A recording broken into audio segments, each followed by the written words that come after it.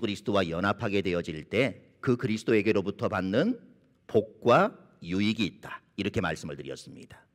이 생에서 얻는 유익이 있는데 이 생에서 얻는 유익은 의롭다 하심을 받게 되어지고 양자로 삼아주시고 점점 거룩하게 되어진다. 이렇게 말씀을 드렸습니다. 그리고 이렇게 이 생에서 얻는 유익에 따라 오는 유익들이 있게 되어지는데 이런 유익들이 있다고 말씀드렸습니다. 하나님의 사랑을 확신하게 되어지고 양심의 평안을 얻게 되어지고 성령 안에서 기쁨을 얻게 되어지고 은혜가 증진되어지고 끝까지 견디는 그런 은혜를 주신다. 이렇게 말씀을 드렸습니다. 그리고 지난 시간에는 우리가 죽을 때 받는 유익이 있는데 그것은 이렇다고 말씀을 드렸습니다. 영혼은 완전히 거룩하게 되어 즉시 영광에 들어가게 되고 몸은 여전히 그리스도께 연합된 채로 부활할 때까지 무덤에서 쉬게 된다. 이렇게 말씀을 드렸습니다. 그래서 우리의 죽음의 관점이 바뀌게 된다. 이렇게 말씀을 드렸습니다. 오늘 38문을 통해서는 우리 신자가 부활할 때 그리스도에게 받는 유익이 무엇인지를 살펴보려고 합니다. 38문을 함께 읽어보겠습니다. 신자가 부활할 때 그리스도에게서 받는 유익은 무엇입니까? 답도 읽어볼까요? 신자는 부활할 때 영광 중에 일으킴을 받고 심판날에 공개적인 인정과 죄 없다함을 얻으며 완전히 복되게 되어 영원토록 하나님을 온전히 즐거워할 것입니다. 신자는 부활할 때 영광 중에 일으킴을 받고 심판날에 공개적인 인정과 죄 없다함을 얻게 될 것이고 완전히 복되게 되어 영원토록 하나님을 온전히 즐거워하게 될 것이다. 이렇게 말씀하고 있습니다. 성경은 죽은 자들이 다 부활할 때가 있다. 이렇게 말씀을 합니다. 죽은 사람이 무덤에서 다시 살아나는 날이 올 것이다. 그날이 언제입니까? 예수님께서 영광 중에 다시 오실 그날입니다. 그날의 모든 죽은 자들은 무덤에서 다시 살아날 것이라고 말씀합니다. 여기에는 예외가 없습니다. 예수님을 믿고 예수님 안에서 죽은 신자들뿐만 아니라 믿지 않았던 불신자들까지 모두 다 살아나게 될 것이라 이렇게 말씀합니다. 다만 주 안에서 죽은 자의 부활과 주 밖에서 죽은 자의 부활 사이에는 크나큰 차이가 있다고 하는 것입니다. 똑같이 부활할 것이지만 거기에는 분명한 차이가 있다 이렇게 말하고 있습니다. 요한복음 5장 28절 29절을 읽어보겠습니다. 이를 놀랍게 여기지 말라. 무덤 속에 있는 자가 다 그의 음성을 들을 때가 오나니 선한 일을 행한 자는 생명의 부활로 악한 일을 행한 자는 심판의 부활로 나오리라. 쉽게 말하면 악한 일을 행한 자들은 심판을 받기 위해 부활할 것이고 선한 일을 행한 자들은 영원한 생명을 얻기 위해 무덤에서 다시 살아나게 될 것이라 이렇게 말하고 있습니다. 죽은 자가 다시 살아난다. 사실 이것은 받아들이기 어려운 그런 이야기입니다. 혹시 여러분 중에 죽었다가 다시 살아난 사람을 보신 적이 있으십니까? 그것을 받아들일 수 있겠습니까? 쉽지 않을 것입니다. 특히 우리 몸은 죽으면 어떻게 됩니까? 죽었을 때의 모습 그대로 보존되는 것이 아니라 시간이 지나면 썩어 흙으로 돌아갑니다. 죽은 사람의 몸에서 가장 오래 남아있는 것이 뼈인데 이 뼈도 우리나라와 같은 이런 습한 환경 속에서는 30년 정도가 지나게 되면 다 사가 없어진다고 합니다. 하지만 하나님께서는 하나님의 무한하신 능력과 지혜와 지식으로 흙과 뒤섞인 몸을 다시 살리실 것이라고 말씀하는 것입니다. 그리스도인들 중에도 나중에 부활할 때 하나님께서 내 몸을 찾지 못하면 어떻게 하나 이런 마음을 가지고 화장하는 것을 싫어하는 사람들이 있습니다. 그럼 하나님이 찾지 못한다는 것입니다. 아무것도 없는 상태에서도 만드시는 하나님이신데 우리가 흙이 되어 흩어진다고 한들 우리가 부활할 그날에 하나님께서 우리의 몸을 일으키시지 않겠느냐. 모든 것이 가능하신 하나님인데 그렇게 흩어졌다고 해서 우리가 부활을 못하는 것이 아니냐 이런 생각은 할 필요가 없다라고 하는 것입니다. 성경에는 죽은 자의 부활에 있다는 사실을 증거하는 많은 이야기들이 기록되어져 있습니다. 엘리야 선지자는 사렙다 과부의 아들을 살리셨고 엘리사 선지자는 수넴 여인의 아들을 살리셨습니다. 예수님께서도 나사로와 회당장 야이로의 딸 그리고 나인성 과부의 아들을 살리시기도 하셨습니다. 바울도 유두고라고 하는 청년을 살리는 그런 일을 행했습니다. 물론 이렇게 살아났던 모든 사람들은 시간이 흘러 다시 다 죽었지만 하나님께서는 이 모든 일들을 통해 하나님께서 죽은 자를 다시 살리신다라고 하는 것, 부활이 있다라고 하는 것을 분명하게 증거해 주고 계십니다. 그렇다면 신자들이 부활할 때 받는 유익이 무엇일까? 첫 번째로 영광스러운 몸으로 다시 살아나게 된다는 것입니다. 특별히 예수님 안에서 죽은 성도들은 매우 영광스러운 모습으로 부활을 하게 될 것입니다. 고린도전서 15장 42절 43절을 읽어보겠습니다. 죽은 자의 부활도 그와 같으니 썩을 것으로 심고 썩지 아니할 것으로 다시 살아나며 욕된 것으로 심고 영광스러운 것으로 다시 살아나며 약한 것으로 심고 강한 것으로 다시 살아나며. 지금 우리는 세월이 지날수록 점점 약해지고 죽어가는 유한한 몸을 입고 살아가고 있습니다. 점점 신체의 기능도 떨어질 것입니다. 나이가 들면 기억도 점점 희미해질 것이고 소화 기능도 떨어집니다. 관절이 닳아서 무릎도 아플 것입니다. 조금만 춥게 있으면 감기에 걸리기도 할 것이고 더 무거운 질병에 걸릴 수도 있을 것입니다. 그래서 어떤 몸의 장애를 가지고 살아가는 그런 경우도 있습니다. 먹지 않으면 배가 고프고 마시지 않으면 목이 마릅니다. 하지만 다시 살아날 때 있게 될 몸은 그런 몸이 아니라는 것입니다. 다시 살아날 때 있게 될 우리의 몸은 썩지 않는 몸이며 영광스럽고 강하며 신령한 몸이라는 것입니다. 또한 그때는 아프지도 않고 피곤하지도 않고 죽지 않는 그런 몸으로 살게 될 것입니다. 신자들이 부활할 때 받는 유익 두 번째는 공개적으로 인정받게 되어지고 죄 없다함을 얻게 될 것이다. 이렇게 말합니다.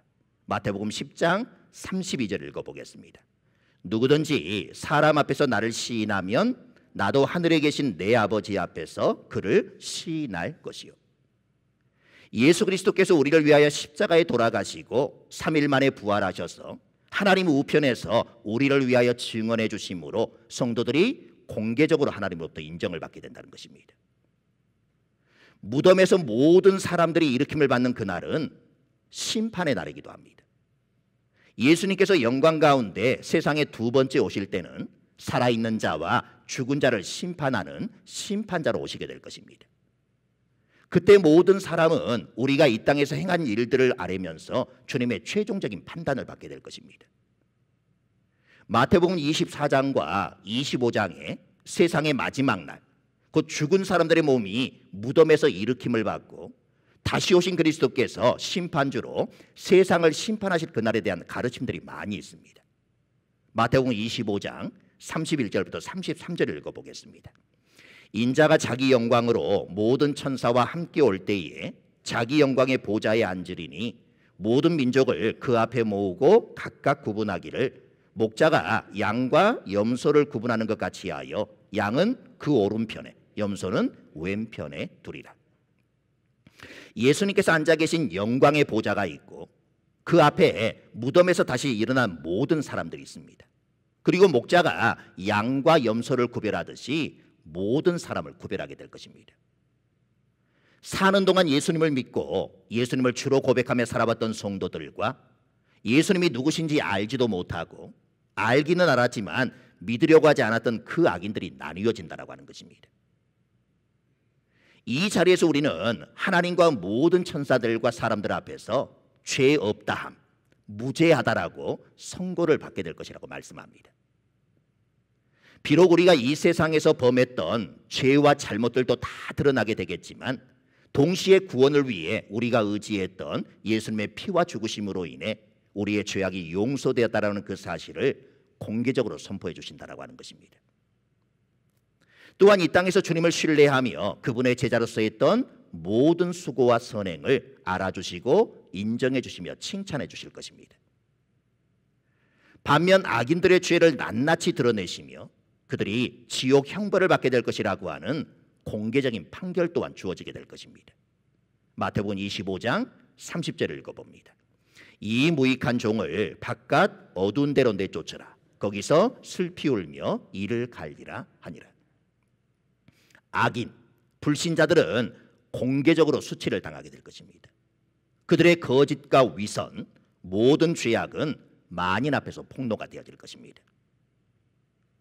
신자들이 부활할 때 받는 유익 세 번째는 완전히 복되게 되어 영원토록 하나님을 온전히 즐거워하게 될 것이다. 이렇게 말합니다.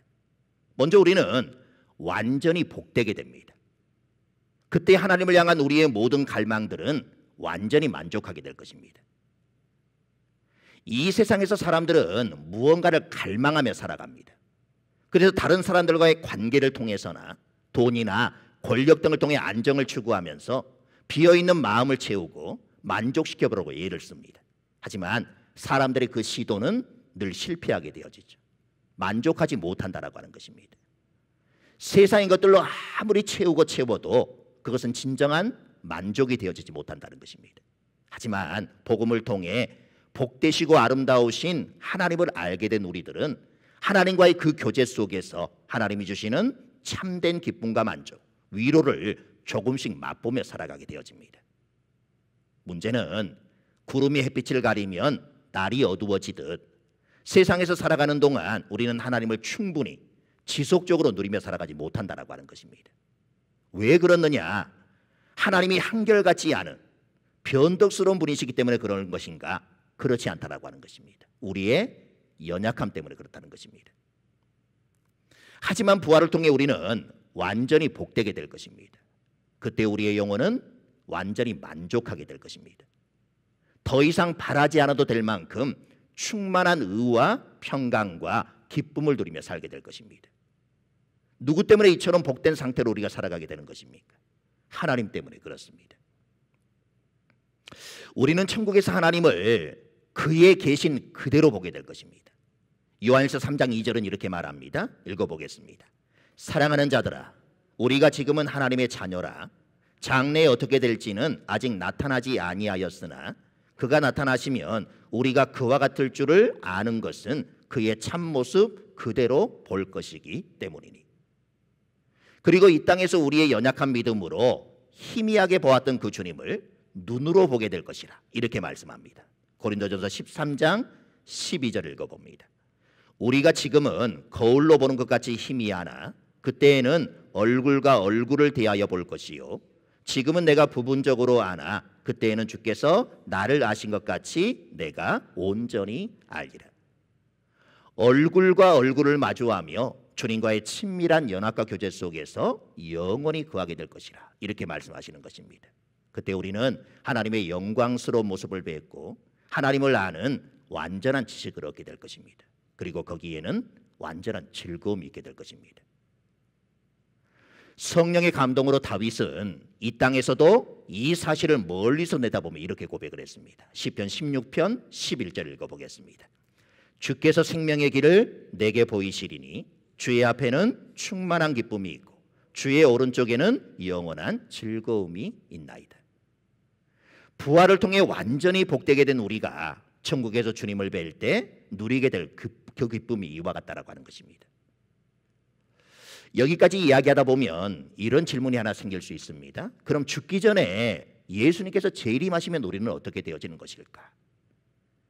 믿는 자는 부활하신 예수님처럼 신령해진 그런 상태가 되어질 것이고 새 하늘과 새 땅에 들어가게 될 것입니다.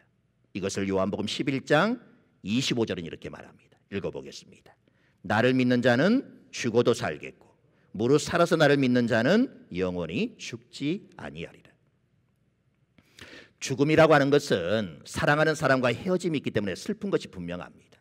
그런데 죽음 이후에 바로 이런 영광스러운 부활이 기다리고 있기 때문에 죽음은 결코 슬픔이 아니라고 하는 것입니다. 죽음은 낙원으로 들어가는 것이고 낙원은 결국 영원한 하나님의 나라이기 때문입니다. 우리에게 그것이 준비되어 있으니 끝까지 믿음을 잘 지킬 수 있어야 한다는 것입니다. 오늘 우리가 살펴본 38문 마지막에 전체의 시작이었던 1문에서 배웠던 바로 그 표현이 등장을 합니다. 하나님을 즐거워한다, 이 표현입니다. 1부의 시작도 하나님을 즐거워한다, 이렇게 시작을 했고 1부를 마치는 38문에서도 하나님을 즐거워할 것이다, 이렇게 말씀하고 있습니다. 오늘 우리는 1부를 다 살펴보았습니다. 1문부터 38문까지가 1부에 해당이 되어지고 다음 시간부터 우리가 살펴보게 되어질 39문부터 107문까지가 2부에 해당이 되어집니다. 1부에는 우리는 어떤 것을 배웠느냐? 우리가 믿는 것이 무엇인가? 이걸 우리가 살펴보았습니다. 그리고 내가 믿는 바가 무엇인가? 이걸 우리는 살펴본 것입니다. 참으로 간단한 그런 질문일 수 있겠지만 이것을 배우는데 짧지 않은 그런 시간이 걸렸습니다. 우리가 믿는 것이 무엇이고 내가 믿는 바가 무엇인가? 우리가 이런 배움을 통해서 우리가 참 무지하고 교만하다는 것을 깨닫게 되어지고 하나님을 아는 지식이라고 하는 것이 얼마나 깊고 풍성한지를 깨닫게 되었고 또한 하나님을 알아가는 것이 참 기쁘고 감사한 일이라고 하는 것을 우리는 깨달을 수 있어야 하는 것입니다. 2부에서는 하나님께서 사람에게 요구하시는 의무가 무엇인가 이런 것들을 우리가 살펴보게 될 텐데 십계명으로부터 시작을 해가지고 회개, 말씀, 세례, 성찬, 기도, 주기도문까지를 우리는 계속해서 살펴보게 될 것입니다. 우리가 자칫 잘못하면 일부에서 배운 내용과 연결성을 잊어버리고 단지 우리에게 요구되는 것이 무엇인가 이것만 우리가 배우게 되어지면 하나님께서 우리에게 요구하시는 그 의무가 너무나도 큰 짐으로 다가오게 될 것입니다. 그런데 우리가 일부에서 배웠던 우리는 무엇을 믿고 나는 무엇을 믿고 있는가 이걸 우리가 기억하면서 하나님께서 우리에게 요구하시는 의무가 무엇인가 이걸 배우며 나아가게 되어지면 결코 우리에게 주어진 이 의무가 우리에게 크나큰 부담으로 다가오는 것이 아니라 이것 또한 하나님이 우리에게 주신 은혜라고 하는 것을 깨닫게 되어지는 것입니다. 죄와 비참에 빠져있던 우리가 살아서도 수없이 많은 유익을 누리게 하셨는데 죽음의 순간에도 그리고 부활할 때도 놀라운 축복을 예비해 두셨다고 하는 것입니다. 이제 남은 인생을 우리가 살아갈 때 이 놀라운 삶을 그리스도 안에서 더욱 누리는 우리가 될 수 있어야 하는 것입니다. 왜 공부를 해야 되나 이렇게 생각하실 수 있습니다. 그러나 예전에 제가 재직 세미나 할 때 말씀의 5손가락을 여러분들에게 얘기한 적이 있는데 기억이 나시는지 모르겠습니다. 새끼손가락은 뭐라 그랬죠? 너무 오래된 일이라 듣기 그리고 읽기 그 다음에 공부 그 다음에 암송 그 다음에 묵상이라고 말씀을 드렸습니다. 하나님의 말씀을 알아감에 있어 또 우리의 신앙의 증진을 위해서는 듣는 것보다는 뭐가 더 낫다는 거죠? 읽는 것이 나은 것이고 읽는 것보다 더 좋은 게 뭐냐? 공부하는 것이다. 공부하는 것보다 더 좋은 게 뭐냐? 하나님의 말씀을 암송하는 것이다. 그 암송보다 더 좋은 게 뭐냐? 말씀을 묵상하는 것이다. 이렇게 말씀을 드렸습니다. 그래서 우리가 하나님의 말씀 설교로 듣는 것도 중요하지만 여러분들이 하나님의 말씀을 공부하고 알아가야 한다고 하는 것이죠. 하나님을 어떻게 누리느냐? 내가 하나님을 아는 것만큼 내가 하나님을 누릴 수 있는 것입니다. 그렇기 때문에 여러분들이 늘 말씀을 가까이 하면서 듣는 것, 읽는 것, 공부하는 것, 암송하는 것, 묵상하는 이 모든 일들을 통해서 날마다 신앙의 증진을 가져가야 할 것이고 여러분들이 그렇게 신앙의 증진을 가져갈 때에 여러분의 삶 가운데 어떤 일이 일어나도 여러분들이 그것을 넉넉히 이길 수 있는 그런 믿음의 삶을 살아갈 수 있게 되어지는 것입니다.